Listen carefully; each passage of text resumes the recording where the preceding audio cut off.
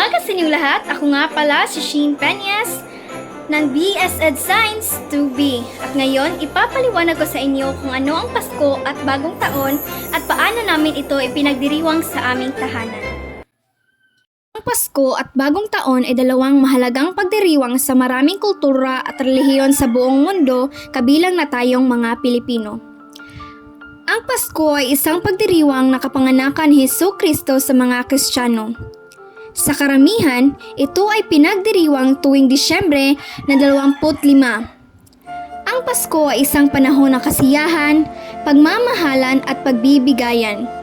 Maraming pamilya ang nagtitipon-tipon upang magkaroon ng masayang okasyon. Ang mga tahanan ay nagdadagdag ng dekorasyon, nagkakaroon ng mga tradisyonal na pagkain at nagpapalitan ng mga regalo. Ang diwa ng Pasko ay nagbibigay diin sa pagiging masigla, pagbibigayan at pagmamahalan sa kapwa. Ang Bagong Taon sa kabilang banda ay pagdiriwang ng pagtatapos ng lumipas na taon at ang pagtanggap ng bagong simula. Karaniwan itong ipinagdiriwang tuwing Enero 1. Ang Bagong Taon ay puno ng mga tradisyon, ritual at pag-asa para sa mga bagong pagkakataon. Maraming tao ang nagtatag ng mga bagong resolusyon o layunin sa kabilang buhay para sa darating na taon. Ito rin ay isang pagkakataon para sa mga tao na magdiwang, magpahinga at magbigay pugay sa mga bagay na nagdaan. Ang Pasko at Bagong Taon ay may malalim na kahulugan para sa maraming tao.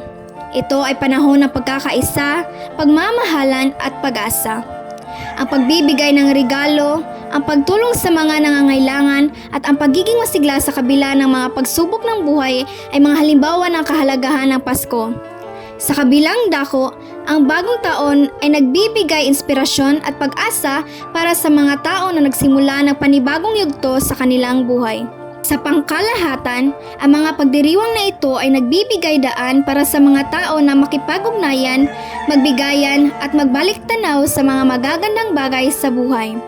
Ang Pasko at Bagong Taon ay nagbibigay ng pagkakataon sa mga tao na maging mas mabuti at mas makabuluhan sa kanilang mga sarili at sa kanilang komunidad.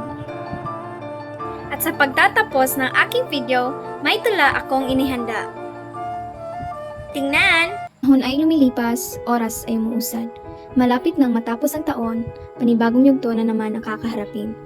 Pero bago yon, nais kong magpasalamat sa mga taong naging parte ng taong ito. Mga nakasama ko sa kaligayahan at kalungkutan. Mga taong nagpakita ng tunay na pagkakaibigan kahit na lumipas man ang napakaraming taon. Isa kayo sa magiging alaala at kwento ng buhay ko. Bagong taon sa ating panahon. Bagong taon na maraming tumatakbo sa isipan ko ngayon. Kung ano ang mga susunod na hamon sa pagtatapos ng taong ito. Pero bago matapos o magwakas, sa wakas, nakatawid din tayo. Sa panibagong yugto ng buhay. Na kung saan sa gitna ng ating mga pinagdaraanan ay patuloy tayong lumalaban sa mga pangit na kaganapan, sa mga pangit na karanasan, upang maabot at makamtan ang kinakamit na kaginhawaan o kalayaan. Kasi kung minsan sa karamihan talagang binalot ng takot, dulot ng mga salot na nagdaan. Pero tandaan na sa gitna ng mga laban, ang Diyos ay palaging maaasahan. Ang Diyos ay palaging nandiyan, tandaan.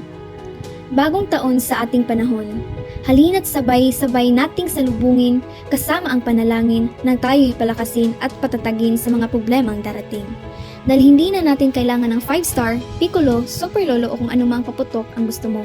Dahil doon pa lang sa pagmamahal mo, tinamaan na ako. Tara, sabay-sabay tayong mapaputok o magpasabog ng pagmamahalan sa bawat isa. Lagyan natin ng kulay ang mga buhay nang sa gayon may malaman nating pumantay sa mahirap o mayaman, sa dukha at mga naapi. Pwede ba kung sakali sumama ka upang magkaisa sa panibagong pag-asa? Halina't simulan na, mahalin kita, mahalin mo siya, magmahalan tayo, sapagkat ang panibagong taon na ito, inaasahan ko na merong pagbabago. Mula sa isip, puso at sa gawa, tayo'y magkawang-gawa. Upang matawag na tayong maging malaya, magpatawad sa isa't isa, magpakumbaba, upang sabay-sabay tayong titingalahin at pagpapalain ng Diyos. Dahil ang pinakamalapit na daan patungo sa kaginhawaan at kalayaan ay ang pagmamahalan.